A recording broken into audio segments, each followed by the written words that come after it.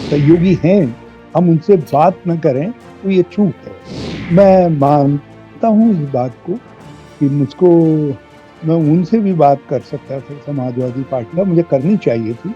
उनकी जो जीत है वो जीत में भी हार है और हमारी हार में भी जीत है।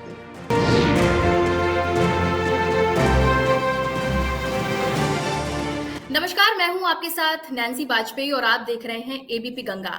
और मेरे साथ इस वक्त मौजूद हैं उत्तराखंड के पूर्व मुख्यमंत्री हरीश रावत जी। हरीश रावत जी, सबसे पहले आपका एबीपी गंगा पर स्वागत है। नमस्कार, कैसे हैं आप? मैं ठीक हूँ, बहुत ठीक। हरीश रावत जी, जैसे कि लोकसभा चुनाव 2024 में अब ज़्यादा वक़्त नहीं बचा है। उससे पहले उपचुनाव हुए थे, कई राज्यों में हुए थे। उत्तराखंड में भी हुआ था, बागेश्वर में उपचुनाव। लेकिन वहाँ पर आपने डेरा डाल के रखा हुआ था बागेश्वर में, लेकिन ऐसी क्या चूक हो गई कि कांग्रेस वो सीट जीत नहीं पाई? देखिए, हम पिछले चुनाव में वहाँ 12,000 वोटों से पीछे थे और इस चुनाव में हमने उसको कवर करते हुए हम 2 सवा 2,000 वोटों से पीछे। जीत अनंतो गत्वा सत्ता और धन बल की हुई। हमारे पास साधन नहीं थे और उधर साधन भी थे और सत्ता बल भी था। तो ये जो है उनकी जो जीत है वो जीत में भी हार है और हमारी हार में भी जीत है, क्योंकि इस कड़ी टक्कर से हमारे कार्यकर्ताओं का मनोबल बहुत बड़ा है, क्योंकि उनके साथ सहानुभूति का फैक्टर भी था। उपचुनाव में अभी तक हमारे राज्य में कभी सत्तारूढ़ दल हारा नहीं। और तीसरा फैक्टर, उनके साथ जो है मुख्यमंत्री खुद डेरा डाल करके वहां बैठ गए। तो ये आप जानते हैं, जब मुख्यमंत्री रहेंगे तो सत्ता बल पूरी तरीके से हावी हो जाता है। लेकिन कांग्रेस कार्यकर्ताओं ने बहुत कड़ी मेहनत की और हमारे उम्मीदवार काफी सचेत थे और इसलिए हम जीत के करीब आकर के हारे। हरीश जी, एक सवाल बहुत महत्वपूर्ण होता है क्योंकि 24 का चुनाव से पहले इंडिया अलायंस बना हुआ है। अगर मैं उत्तर प्रदेश की बात करूँ तो उत्तर प्रदेश में घोसी में उपचुनाव हुआ, वहाँ पर गठबंधन ने एक साथ मिलकर चुनाव लड़ा। मतलब कि कांग्रेस ने भी समाजवादी पार्टी को समर्थन दिया। लेकिन अगर मैं बात बागेश्वर उपचुनाव की करूँ तो वहाँ पर कांग्रेस ने अलग चुनाव लड़ा, समाजवादी पार्टी की तरफ से भी कैंडिडेट उतारा गया। तो वहाँ पर बात क्यों नहीं बन पाई? प्रचारक था, रणनीति क्या रखनी है वो पार्टी नेतृत्व के हाथ में थी। स्टेट नेतृत्व को प्रभारी जी के साथ मिल करके तय करना था और मैंने अपनी भूमिका अदा की 5-6 दिन वहां रह करके। लेकिन क्यों तालमेल नहीं हो पाया, तालमेल का प्रयास हुआ या नहीं हुआ, ये सब बातें जो है उनके उनके कमांड में थी। बल्कि मैं मैं तो ये भी चाहता था कि उत्तराखंड क्रांति दल जो लोकल पार्टी है, हम उससे भी जी। बातचीत करें, वो भी हमारे पक्ष में आए। तो कहीं न कहीं इस चीज़ पे सवाल भी उठते हैं कि गठबंधन में अभी भी तालमेल नहीं बैठ पा रहा है। अगर हम घोषी की बात करें उत्तर नहीं, प्रदेश में और बागेश्वर की बात करें तो। देखिए, उत्तर प्रदेश एक बड़ा चुनाव है, बड़ा प्रदेश है और वहाँ 80 सीटें दांव पर हैं। यदि एक बड़ी जगह तालमेल हुआ है तो उसका इसका अर्थ है कि आने वाले समय में उत्तराखंड में भी और देश के दूसरे भागों में भी अ, इसी भावना से तालमेल हो। वैसे अगर मैं 2024 के चुनाव की बात करूँ तो उत्तराखंड में अलायंस का क्या रोल रहने वाला है? अलायंस के लोग हमारा साथ देंगे। देखिए, वहाँ अलायंस के दो पार्टनर हैं, एक समाजवादी पार्टी और दूसरा आप। और दोनों का अभी तक कोई बहुत बड़ा स्टेक वहां पर नहीं है। तो इसलिए पांचों सीटों पर लीड पार्टी के तौर पर कांग्रेस को ही चुनाव लड़ना होगा और दूसरे पार्टियों का हमको सपोर्ट मिलेगा, हम ये उम्मीद करते हैं। और मेरी कोशिश तो रहेगी कि हम दूसरे जो स्प्रिंटर ग्रुप्स हैं उनसे भी बातचीत करें, उनके साथ भी तालमेल करें, क्योंकि लोकसभा का चुनाव मदर ऑफ ऑल इलेक्शन है। उसको जीतने के लिए हम हर संभव प्रयास करेंगे। ये बाय अगर मैं इलेक्शन था, जी इसमें हमने शुरुआती तौर पर ध्यान दिया नहीं, इसलिए हम आपस में सहमति नहीं बना पाए, लेकिन लोकसभा के चुनाव में हम ध्यान देंगे और सहमति बनेगी। मतलब कहीं न कहीं आप मानते हैं कि थोड़ी-सी चूक हो गई, अगर शायद सब साथ मिलकर चलते तो हम 5वीं बार बीजेपी को हरा नहीं, सकते थे, सीट नहीं मिलती उनको। देखिए जो हमारे सहयोगी हैं, हम उनसे जी, बात न करें तो ये चूक है। ये कहीं न कहीं पर हम भूल हो गई। हो सकता है ये रणनीतिक हिसाब से तय किया गया हो। कभी कभी ये भी होता है कि कोई उम्मीदवार विशेष जो है किसी एरिया विशेष में भाजपा को नुकसान पहुंचा सकता है, ये भी हो सकता है। लेकिन इसके मैं गहराई में नहीं गया हूँ, क्योंकि ये जी। मेरे हाथ का विषय नहीं था। ये विषय पार्टी के स्थानीय नेतृत्व के हाथ का था और प्रभारी जी के हाथ का।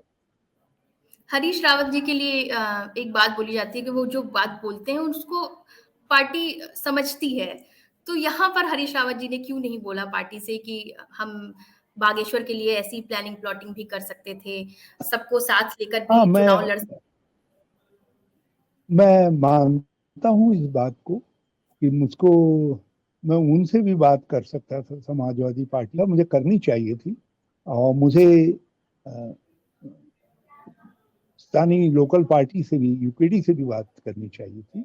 यहाँ मुझसे भी एक लापरवाही हो गई। मैंने सोचा हमारे साथी जो कमांड में हैं वो लोग ये सब कर रहे होंगे, और हमको वहाँ और भी दूसरे जो राजनीतिक दल हैं उनका भी सपोर्ट अपने साथ जुटाना चाहिए था।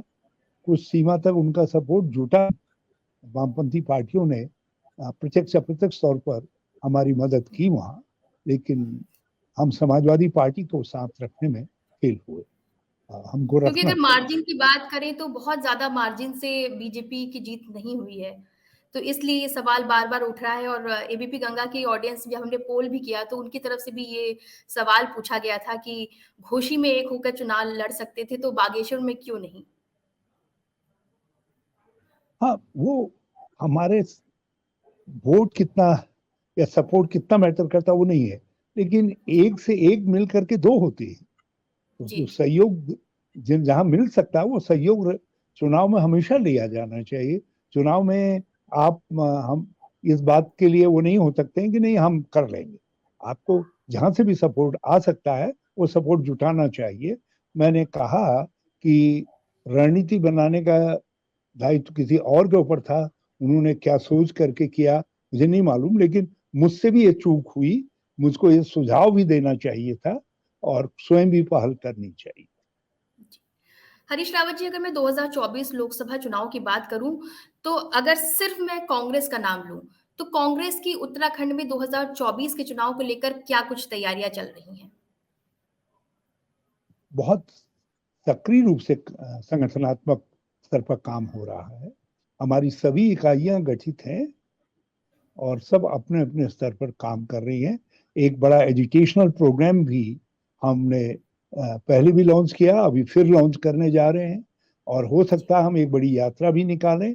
तो हम हर तरीके से एक चुनावी वार्म अप एक्सरसाइज और मोबिलाइजेशन दोनों कामों पर फोकस कर रहे हैं।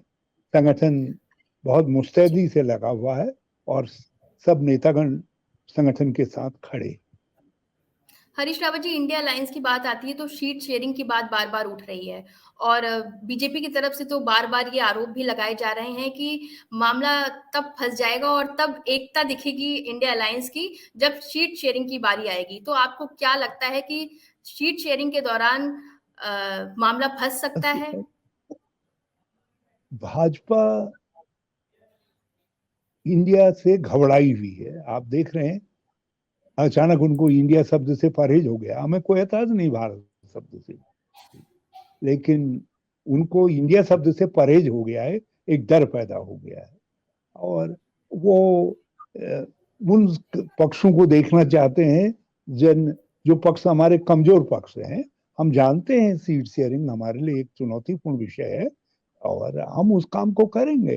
पहले तो हमसे कहा जाता था कि एक साथ बैठ ही नहीं सकेंगे। हम एक साथ बैठे, एक साथ काम करना प्रारंभ किया, समस्या का समाधान निकाल लेंगे। और जब बैठेंगे, इसके लिए पूरा सचिवालय खड़ा किया जा रहा है। कोऑर्डिनेटर्स जो होंगे वो कोऑर्डिनेट करेंगे सब पार्टनर्स के बीच में, और अंतोगत्वा जो है लीडरशिप एक सहमति पैदा करने में सफल हो जाएगी। मतलब ये आप मानते हैं कि सीट शेयरिंग के दौरान कुछ प्रॉब्लम क्रिएट नहीं होगी, क्योंकि कोई भी दल झुकने को तैयार नहीं है। जैसे अगर हम पीएम फेस की बात करें इंडिया अलायंस की, तो हर दल, समाजवादी पार्टी की तरफ से अखिलेश देखिए यादव जी, नीतीश यादव जी, हर कोई पीएम फेस की तरफ अपने आप को पोर्ट्रे कर रहा है। देखिए इसमें हर आम आदमी पार्टी राजनीति, चाहती है कि केजरीवाल जी, कांग्रेस चाहती है कि राहुल गांधी जी बने। देखिए तो इस हर मसले को कैसे सुलझाएंगे? हर हर पार्टी अपने नेता को शीर्ष पद पर चाहती है। यही तो जी। पार्टी की शक्ति होती है। जो हमारी पार्टी, हमारा नेतृत्व श्री मल्लिकार्जुन खड़गे जी और राहुल जी इस बात को स्पष्ट तौर पर कह चुके हैं कि हम पहले मिल करके चुनाव लड़ेंगे, भाजपा को पराजित करेंगे और उसके बाद बैठेंगे और हम जो है कुछ ही घंटों समय, 1 घंटे 2 घंटे के अंदर ही नेता का चयन कर लेंगे। और हमारे सामने आगे का कार्यक्रम तय करना वो महत्वपूर्ण है। वो कार्यक्रम करीब करीब हमने तय कर लिया है। हरी जी, सुनने में आया कि 30 सितंबर तक शीट शेयरिंग का मसला पूरा क्लियर हो जाएगा। क्या 30 सितंबर को हमको पता चल जाएगा कि इंडिया गठबंधन में कौन कितनी सीटों पर चुनाव लड़ने जा रहा है 24 के चुनाव में? देखिए, हम इस समय जो विशेष सत्र बुलाया गया, हमारा फोकस विशेष सत्र पर भी है, साथ साथ हमारा फोकस हमारी वर्किंग कमेटी की मीटिंग भी है, उस पर भी है। तो मगर साथ साथ जो लोग डेजिग्नेटेड हैं इस बात के लिए कि वो सीट शेयरिंग के पर बातचीत करें, वो लोग बातचीत कर रहे हैं और सब तरफ से सकारात्मक पहलें हो रही हैं। सब लोग इच्छुक हैं। जब इच्छुक होते हैं तो फिर रास्ता निकल आता है। तो मतलब कि 30 सितंबर तक हो सकता है रास्ता निकल आए। हाँ, 30 सितंबर न सही, एक आध हफ्ते 15 दिन ज्यादा, लेकिन हम सीट शेयरिंग को एक इम्पोर्टेंट फैक्टर मानते हैं। लेकिन इतना ही इम्पोर्टेंट फैक्टर हम एक मिनिमम कॉमन प्रोग्राम को भी मानते हैं जिस पर काम करेंगे, और एक एक्शन प्रोग्राम को भी मानते हैं जिसको पर हमारे नेतागण काम करेंगे, जिसका पहला पॉइंट तय हो गया है कि देश के सभी प्रमुख स्थानों पर जो है संयुक्त रैलियां होंगी। हरी जी, जब उत्तराखंड की बात आती है तो हरिद्वार सीट की बात जरूर आती है, और वहां पे दो नामों की चर्चा बहुत तेजी से चलती है कि यहाँ से हरीश रावत जी चुनाव लड़ेंगे या हरक सिंह रावत जी। तो इस पर थोड़ा यहाँ क्लियर कर दीजिए, क्योंकि जनता जानना चाहती है। देखिए, वही चुनाव लड़ेगा किसी भी सीट से जिसको अलायंस की लीडरशिप तय करेगी। आप क्या तो चाहते हैं? आप इसलिए अपना ये ये अपनी भी खुद की ये चॉइस ये होती है। ये ये ये विषय हमारी अपनी इच्छा पर निर्भर नहीं करता है। मैं कांग्रेस का एक पुराना सेवक हूं और मुझे अपनी इच्छा जताने की नहीं बल्कि आज्ञा पालन करने की जरूरत है, और मैं आज्ञा का पालन करूंगा जो भी अलायंस की लीडरशिप तय करेगी। चलिए, आपने खुल के कुछ नहीं बताया, कोई नहीं। बात ना उत्तराखंड क्रांति दल की करते हैं। उत्तराखंड क्रांति दल से अलग होकर शिव प्रसाद सेमवाल ने एक अलग पार्टी बना ली है। क्या उससे कांग्रेस को कुछ नुकसान हो सकता है? देखिए, ये उत्तराखंड क्रांति दल का दुर्भाग्य है कि उसमें बार बार टूट हो रही है। हम नहीं चाहते उसमें टूट हो। वो स्टिमुलेटर हैं। अ, अ, उन्होंने राज्य आंदोलन में उनकी एक प्रमुख भूमिका रही है उत्तराखंड क्रांति दल की, और हम उनकी भूमिका की सराहना करते हैं और उस दल की राजनीतिक महत्व को हम चाहते हैं वो यथावत बना रहे। लेकिन ये मामला ये उत्तराखंड क्रांति दल के कार्यकर्ताओं और नेताओं को तय करना है कि वो कैसे चलेंगे। हम तो केवल कामना कर सकते हैं। जी। हरीश जी, एक और विपक्षी गठबंधन इंडिया बना, तो दूसरी तरफ देश में इंडिया बनाम भारत की एक चर्चा शुरू हो गई, एक बहस शुरू हो गई। इसको आप कैसे देखते हो? ये बहस पूरी तरीके से बेमानी है। ये तो बुनियादी इश्यूज से ध्यान हटाने के लिए भाजपा बीच बीच में कुछ टोटके निकालती रहती है। हमारे संविधान ने उसका समाधान किया है। उन्होंने कहा है India that is Bharat, India जो भारत है। तो जिसको इंडिया से परहेज है तो वो भारत का कैसे हो सकता है? जिसको भारत से परहेज है वो इंडिया से प्यार कैसे कर सकता है? हाँ, दोनों एक एक दूसरे के पर्यायवाची हैं और हम जोड़ करके चलने वाले लोग हैं और भाजपा तोड़ करके चलने वाले पार्टी है। इसलिए उन्होंने अब इंडिया और भाजपा भारत का झगड़ा पैदा करने की कोशिश की है, क्योंकि उनको कुछ न कुछ लड़ाना है। जब हिंदू मुसलमान नहीं रहा तो उन्होंने कहा भारत और इंडिया को लड़ा लो। यदि ये भी काम नहीं चलेगा तो वो सास और बहू का भी झगड़ा पैदा कर देंगे, कुछ उनको निकाल लाएंगे फॉर्मूला। हरीश रावत जी, जी, कांग्रेस की तरफ से राहुल गांधी जी की अगर मैं बात करूं, तो राहुल गांधी जी की तरफ से कहा जा रहा है कि वो नफरत के बाजार में मोहब्बत का फूल खिलाने निकले हैं। लेकिन अगर हम विपक्षी गठबंधन के कुछ नेताओं का जिक्र करें, जैसे उदयनिधि स्टालिन की बात हो गई या डी राजा की मैं बात करूं, तो उनकी तरफ से लगातार सनातन धर्म को लेकर कुछ ना कुछ ऐसे बयान आज सामने आ रहे हैं जो माहौल खराब करने वाले हैं। कांग्रेस देखिए इन हमारा बयानों को कैसे देखती है?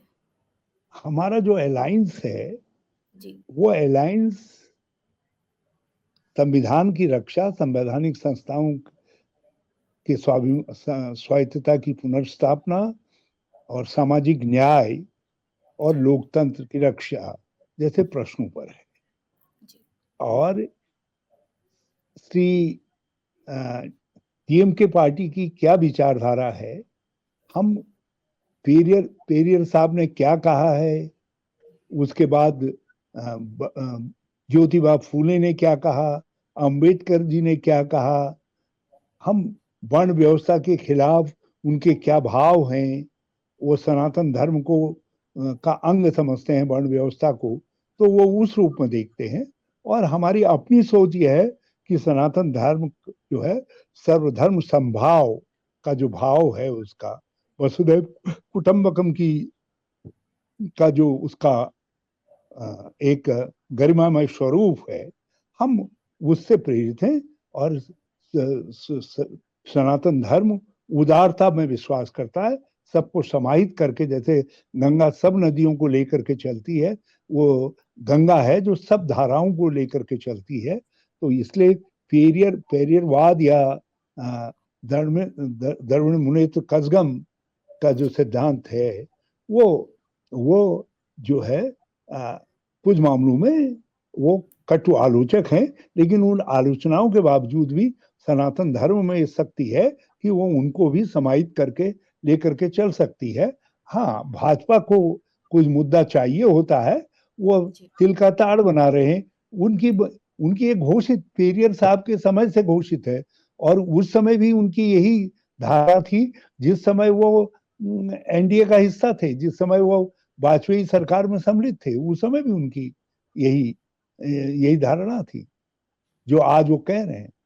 कोई नई बात नहीं कह रहे। इसलिए भाजपा को खुद पुराने पृष्ठों को खोजना चाहिए कि उस समय क्या वो वर्ण व्यवस्था में विश्वास करने लगे थे जब इनका समर्थन कर रहे थे।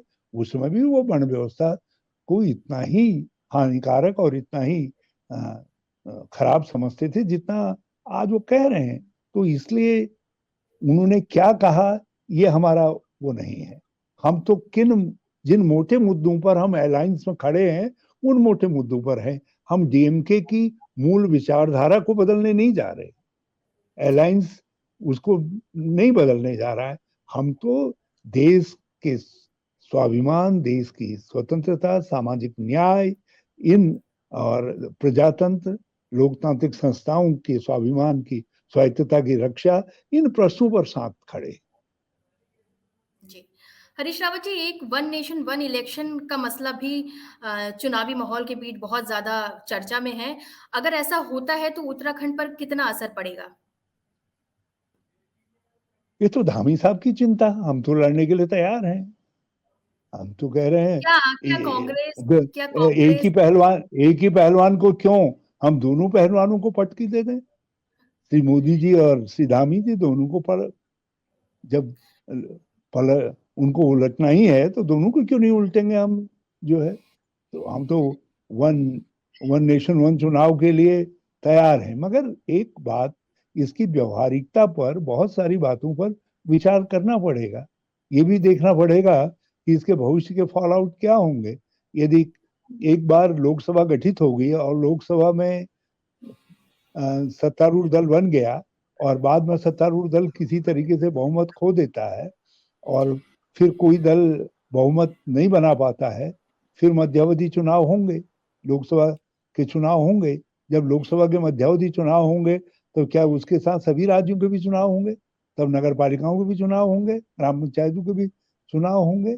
इसलिए दूसरी बात यह है, ये विविधतापूर्ण राज्य है, देश है। इसमें बहुत सारी विविधताएं हैं, वैचारिक और सामाजिक विविधताएं हैं। उनमें इस तरीके की बातें जब आज रीजनल पार्टीज बहुत जगह अस्तित्व में आई हैं, लोगों की जो स्थानीय एस्पिरेशंस हैं वो उनका प्रतिनिधित्व करती हैं, तो हमको ये ध्यान में रखना पड़ेगा कि उनकी इस मामले में कितनी सहमति हो पाती है। उन विविधताओं की रक्षा one one election one nation का कंसेप्ट करेगा नहीं करेगा। फिर दूसरा, जिस खर्चा बचाने के नाम पर ये सब कुछ हो रहा है, कितना खर्चा बचेगा? इससे कहीं ऐसा तो नहीं है हम एक और राजनीतिक अस्थिरता की तरफ चले जाएं और एक और मुश्किल की तरफ चले जाएं। देखते हैं, कुछ लोगों को जिनको काम कहीं नहीं मिल रहा था उनको कुछ काम दे रखा है इन्होंने, वो कमेटी क्या कहती है और ये क्या लेकर के आते हैं। अभी तो इन्होंने एजेंडा तो दिया नहीं है जी सत्र का, जो है। हमारा एजेंडा बिल्कुल तैयार है।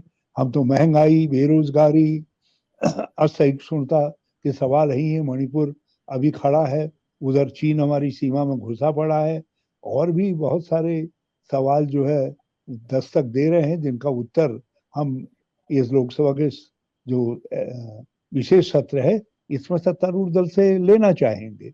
मगर सत्तारूढ़ दल क्या लेकर के आ रहा है, ये देखने की बात होगी। देखेंगे, जिस समय पुल आएगा उस समय पार करेंगे, जिस समय नदी आएगी विल क्रॉस दैट रिवर। देखेंगे, हम मुकाबला करने के लिए हर तरीके से तैयार। जी। हरीश रावत जी, सवाल G20 सम्मेलन से जुड़ा हुआ है। G20 सम्मेलन के दौरान अलग-अलग राज्यों की झलक देखने को मिली थी। वहाँ पे उत्तराखंड की भी झलक देखने को मिली थी और वहाँ मोटे अनाज को जगह दी गई थी G20 में। और हमने आपका इंस्टाग्राम, ट्विटर और हर जगह देखा है, आप इसको फुल प्रमोट करते रहते हैं। तो इसको आप कैसे देखते हैं? क्या इसको एक अंतर्राष्ट्रीय हाँ, पहचान मिलेगी? हम तो मोदी जी से और राज्य सरकार से कह रहे हैं, बड़ी देर कर दी मेहरबान आते आते। आपने 8-9 साल गवा दिए। हमने जो पहल 2014, 15, 16 में प्रारंभ की थी, आज तक तो जो है मड़ुआ जो है अंतर्राष्ट्रीय, हम अंतर्राष्ट्रीय सप्लायर होते। यहाँ हमारा मड़ुआ बुआई का क्षेत्र घट गया है। हम हमारे पलायन रोकने का बड़ा मेन स्टे हो सकता था मड़ुआ, जो है। अब इन्होंने जी, समय पर किया नहीं, लेकिन देर में ही सही दुरुस्त आए हैं। और G20 में भी जो विविधतापूर्ण भारत है, और हमेशा विविधतापूर्ण भारत के दर्शन विश्व को कराए जाते हैं। और नए, जब 100 देशों के राष्ट्राध्यक्ष नई दिल्ली में आए थे तो उस समय भी करवाए थे, कॉमनवेल्थ के समय में भी करवाए थे, और जी, भी जब भी अंतर्राष्ट्रीय सम्मेलन हुए हैं ये करवाया है, और G20 में भी ये करवाया गया है। और एक अच्छा आयोजन हुआ है। G20 को आ, कुछ सीमा तक सफलता मिली है। जी। यद्यपि उसमें चीन और रूस के राष्ट्राध्यक्ष नहीं आए। चीन से जो हमारा बायलैटरल इशू था वो वहीं होता रहा, हमारी सीमा के विवाद वाला। और इसलिए थोड़ी एक वो लगी है हमको। मगर फिर भी एक घोषणा पत्र आम सहमति से बना, जी वो एक अच्छी बात है कि दिल्ली से लोग खुश खुश लौटे सब जो है। आपको हरीश कितना जी कंसीड करना पड़ा ये अलग फैक्टर है। हमने चीन के साथ, चीन एक आक्रामक भूमिका में है, हम ये उससे ये नहीं कह पाए भाई G20 में हम सहयोगी हैं, हम जी ब्रिक्स में सहयोगी हैं। कैसे सहयोग चलेगा जब तुम हमारी सीमा के अंदर घुसे रहोगे, हमारी भूमि पर कब्जा करोगे। लेकिन कभी कभी जो है कड़वे घूंट पीने पड़ते हैं, और भारत ने एक कड़वा घूंट पिया G20 की सफलता के लिए। मैं इसको प्रधानमंत्री का राजनयिक समझूंगा, लेकिन देश के हित का भी ध्यान रखना पड़ेगा। आज नहीं तो कल चीन की आंखों में आंखें डाल करके उससे कहना पड़ेगा कि भाई देप्सांग और दमचेक से कब हटोगे, आप क्यों नहीं अपनी सेना पीछे हटा रहे हो। केवल ये कहने से काम नहीं चलेगा कि हमारी 1 इंच भूमि भी चीन के कब्जे में नहीं है।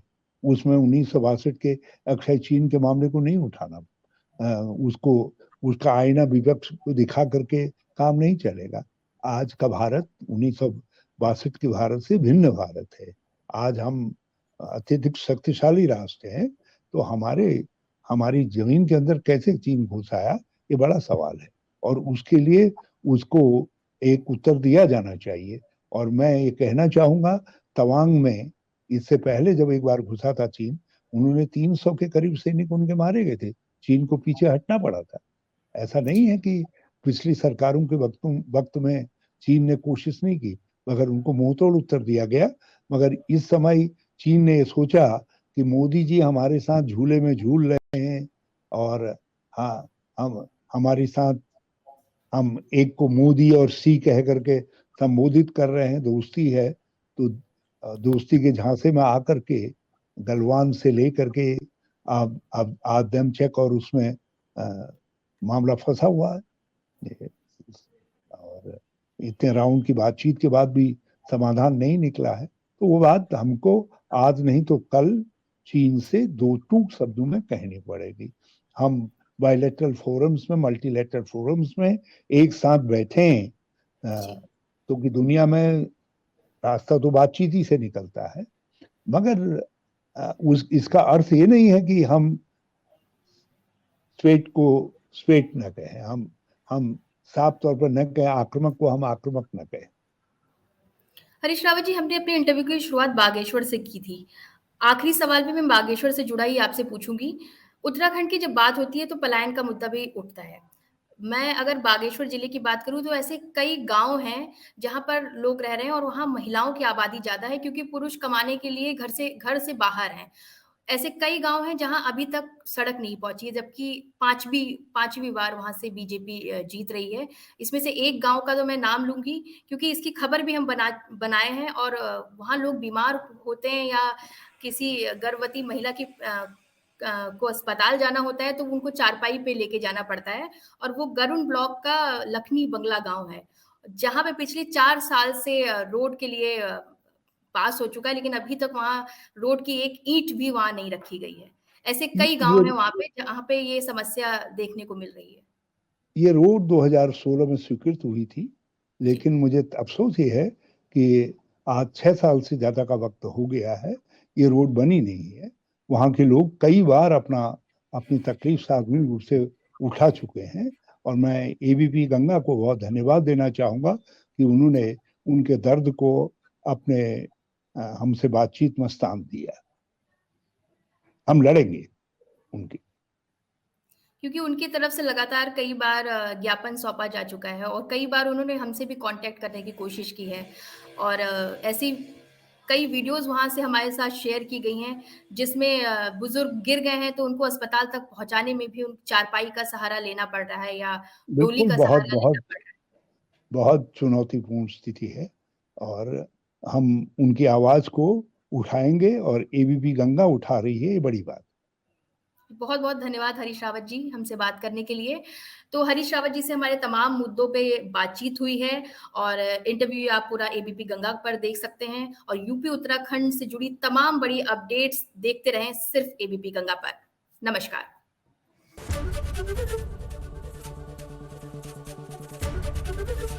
एबीपी गंगा, खबर आपकी, जुबान आपकी।